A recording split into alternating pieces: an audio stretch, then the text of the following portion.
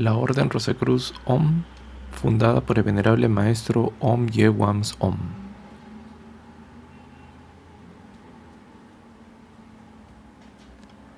Capítulo número 6, sexta parte, el ego.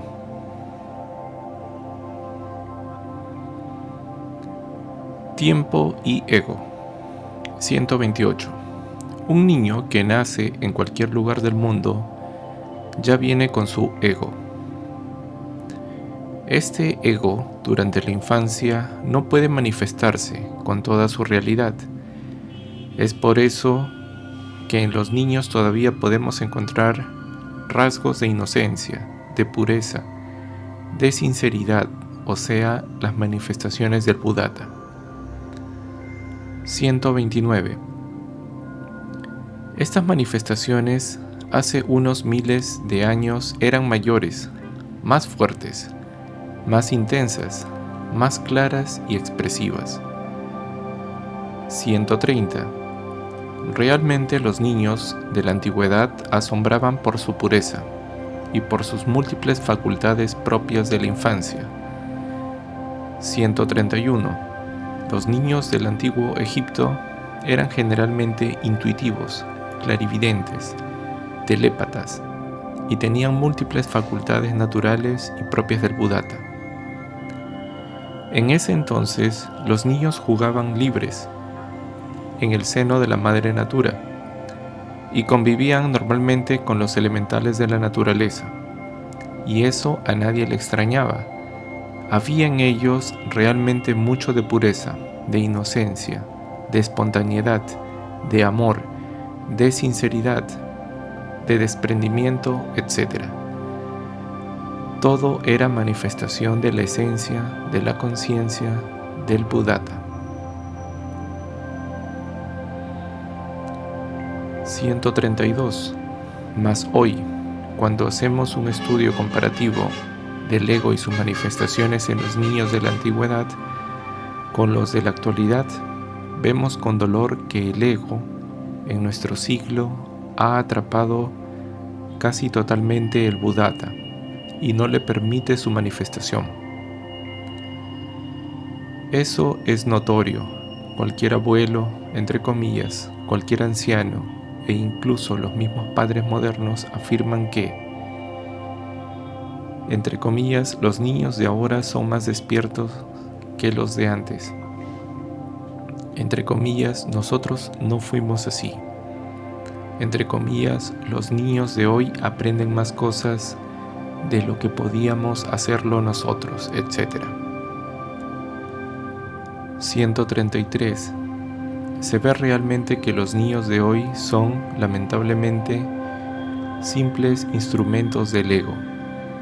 Ya en la generalidad no se manifiesta la conciencia, sino solo el ego.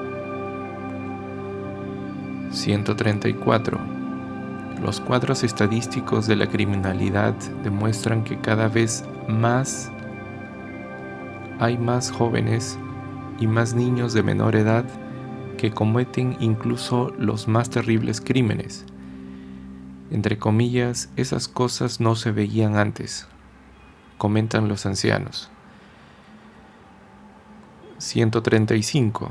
En suma, la generalidad de los niños son solo egos en cuerpos infantiles. 136. El ego es el mismo en cuerpo de niño o en cuerpo de adulto o en cuerpo de anciano, con la diferencia de que en cada etapa de la vida se hace más fuerte, más terrible, más perverso, más diablo, más maligno, más ego. 137. El tiempo no ayuda a nadie a perfeccionarse. Lo único que hace el tiempo es conducir al ego hasta cierto punto matemático de la evolución y luego continuar con la involución. 138. El ego no se perfecciona con el tiempo, sino se hace peor, más maligno. Todos y cada uno de los yoes tienen con el tiempo mayor oportunidad de manifestarse, crecer y desarrollarse. El tiempo es el mejor amigo del ego. 139. Aquellos que pretenden incursionar en el estrecho sendero de la Rosa Cruz, pero que prefieren esperar a que mejoren un poco las situaciones difíciles, que esperan superar algunos problemas caseros o que esperan que el tiempo los ayude, lo único que hacen es dar tiempo a su propio ego para que use sus mejores armas en desviar al supuesto aspirante del sendero. El tiempo es del ego y para el ego. Cuerpo sin alma. 140. El aspirante a la Rosa Cruz debe luchar contra el tiempo y contra el ego.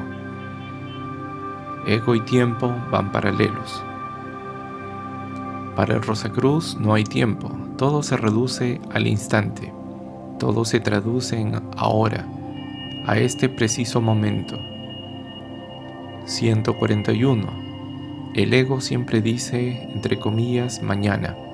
La esencia dice ahora. Los yoes gritan mañana.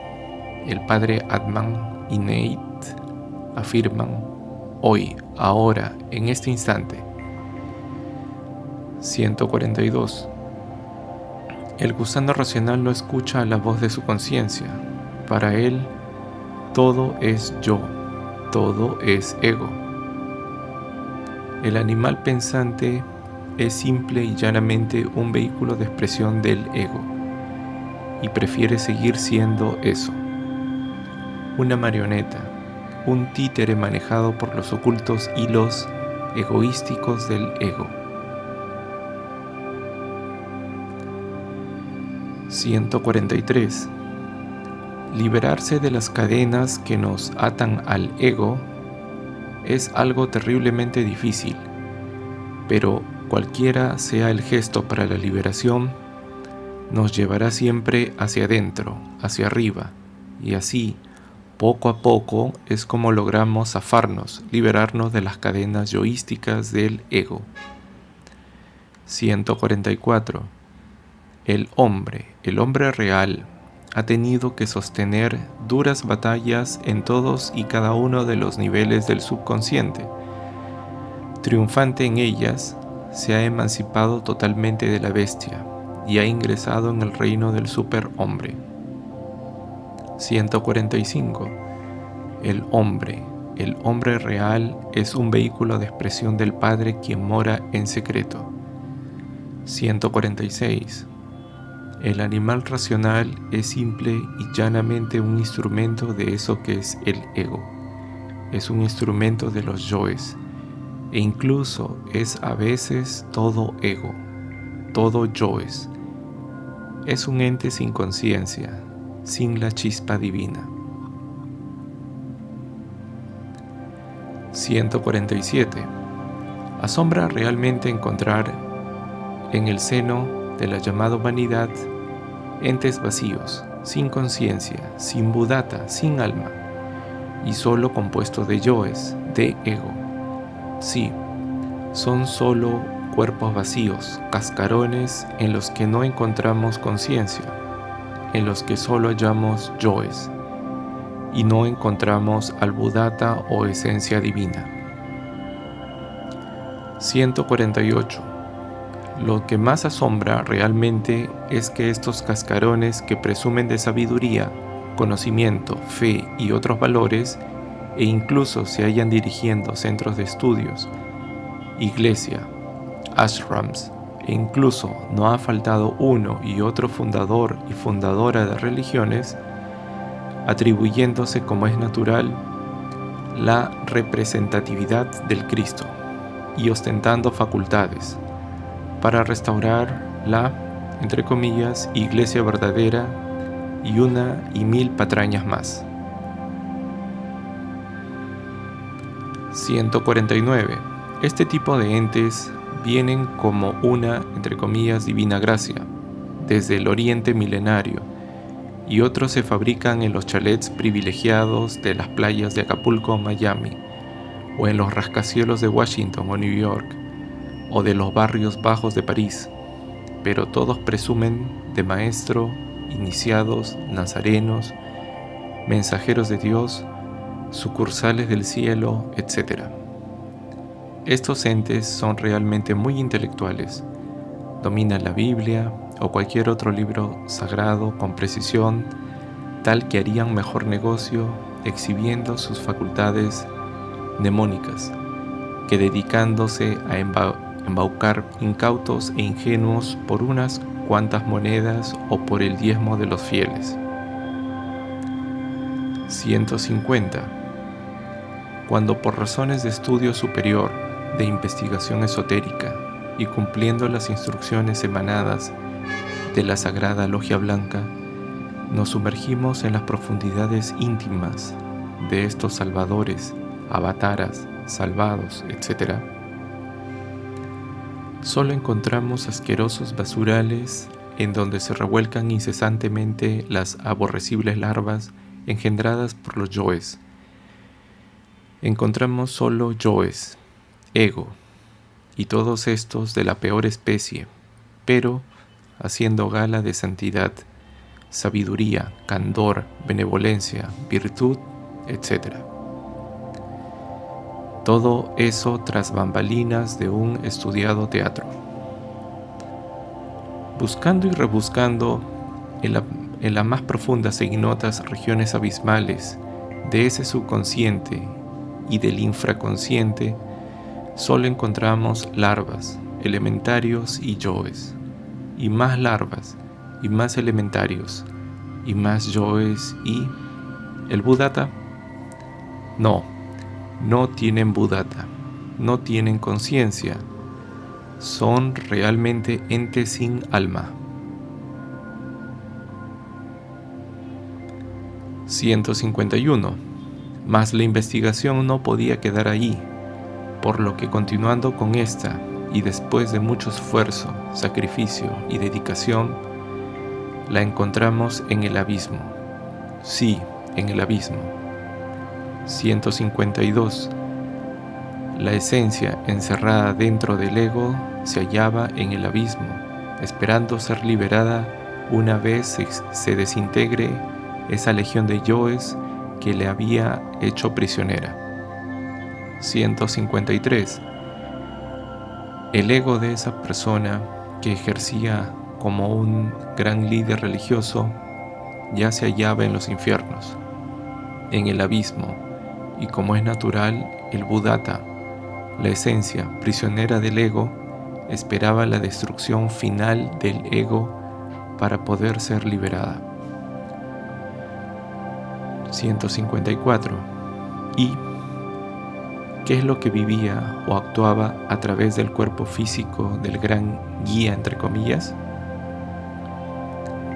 Simple y llanamente un conjunto de yoes ajenos y elementarios, y larvas que ocuparon el cuerpo físico, así como los demás vehículos.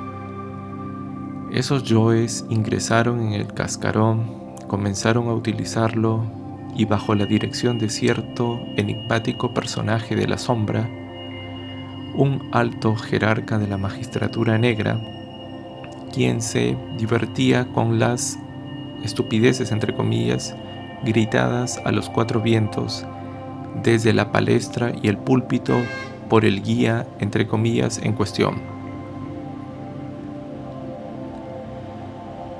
155.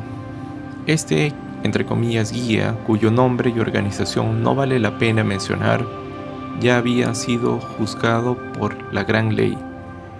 El veredicto solemne y fatal fue, entre comillas, al abismo, y esa sentencia se produjo cuando todavía el líder de Narras tenía cuerpo físico. 156. El ego, llevando consigo al Buddhata, fue encerrado en los abismos, y los yoes de cuanto gil y mil deambulaban por allí y por allí. Ingresaron en el cascarón y comenzaron a hacer su agosto. Prosiguiendo con la, entre comillas, obra del Señor, 157. Podrá parecer esto muy extraño e inverosímil, e incluso cosa de lunáticos, pero antes de elaborar conceptos y vertir juicios apresurados, estúdiese la Biblia. 158. El cuerpo, propiamente los cuerpos, son la ciudad santa, la ciudad sagrada, y esta ciudad tiene 9 puertas. Y como a toda ciudad ingresan multitud de visitantes, turistas, comerciantes, prostitutas, criminales, políticos, religiosos, militares, traficantes, etc. Y de la misma manera, en esa ciudad de las 9 puertas, que es el animal racional, ingresa cualquier cantidad de yoes visitantes, yoes turistas, o yoes desplazados o exiliados por otros egos y de otros cuerpos. Así es como ingresan una serie de elementarios o de entidades, pero esa ciudad de 9 puertas tiene un amo, y ese tirano es el ego, quien pone, digámoslo así, las cosas en su lugar y se mantiene cierto orden establecido, tal cual ocurre en un país cualquiera. Mas si el ego se ve compelido a dejar su ciudad y es obligado a llevarse consigo a toda su legión egoística, vale decir, a todos sus componentes, a todos sus habitantes, la ciudad queda vacía, desierta, sin ego, lógicamente sin conciencia, sin buddhata.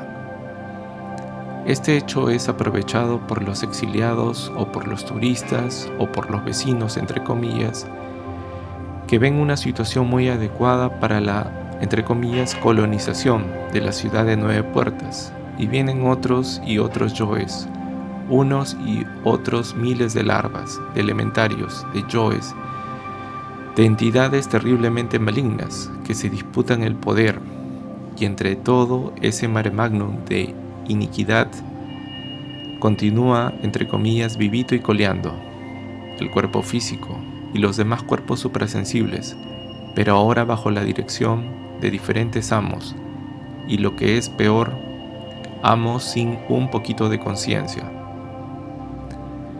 159. Las multitudes, las gentes dormidas, los gusanos racionales, no podrían darse cuenta de todo este suceso, pues tienen la conciencia dormida. 160. El gusano racional capta formas y también capta efectos, y con ello se da por feliz y tiene más que suficiente, ya que jamás ha ido al meollo del asunto, ni le importa, y lo ignora completamente, con tal de que él sea un buen ciudadano, padre de familia, tenga su trabajo, dinero y alguien con quien fornicar. Lo demás no tiene ninguna importancia. 161. Si las gentes supieran realmente qué cosas son sus líderes religiosos, políticos, sus ideales de, entre comillas, hombre, harían cualquier cosa menos seguirles. 162. El ego es multifacético, asume 1 y 1000 formas, toma 1 y 1000 máscaras. Unas veces se viste de ermitaño, otras de sabio, otras es político, otras ciudadano ejemplar. Otras se camufla bajo la máscara de la religión, otras se hace ateo. Unas veces aparenta ser justo, otras se descara asumiendo actitudes de orgullo herido. Unas veces fornicario, otras brindando consejos de viejo impotente, etc. El ego, reiteramos, es como las nubes que varían de forma conforme el empuje de los vientos. 163. Solo, liberándonos del ego, somos uno, somos íntegros, y somos realmente hombres. 164. El gusano racional, al ser esclavo del ego, es natural que defenderá sus cadenas porque gracias a ellas tiene para comer, un muladar para dormir, un complemento para fornicar, y semejantes a quienes echarles la culpa de sus estupideces. 165. Toda nuestra enseñanza sirve para romper las cadenas de la inconsciencia. La batalla íntima la libramos contra el ego. 166. Ya nos cansamos de ser esclavos del ego. Trabajamos desde pretéritos tiempos por nuestra libertad real. 167. El Rosacruz no es esclavo, es amo y señor de sí mismo. El Rosacruz es libre. El Rosacruz es la encarnación de la voluntad del Padre, quien mora en secreto. El Rosacruz es.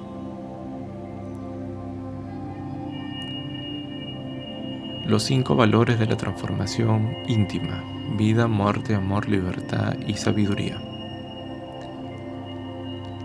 La vida es cuidar la simiente divina cual si fuese oro líquido y sublimarlo con la práctica de transmutación alquímica sexual, ya sea mediante la transmutación sexual unipolar, que es para solteros,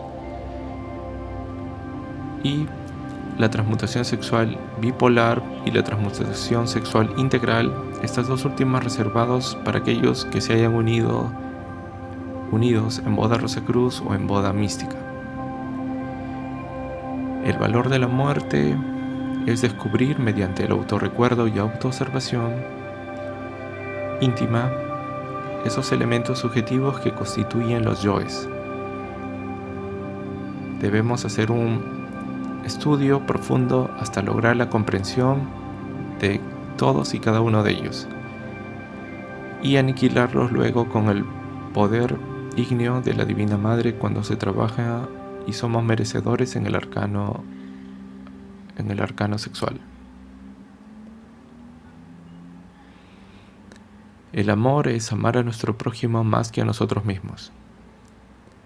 La libertad es vivir constantemente la práctica de la división de la atención consciente, que es individualidad, actividad y ubicación. Om, om, om. Vivir todo nuestro instante, vivir el ahora con toda nuestra atención en nuestro corazón.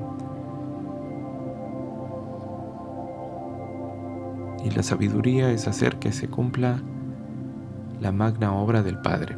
Nosotros ponemos tan solo nuestro granito de arena o mostaza, que es nuestra vida. Bueno, hasta aquí, amigos, la clase del día de hoy. Esperamos tenerlos muy pronto.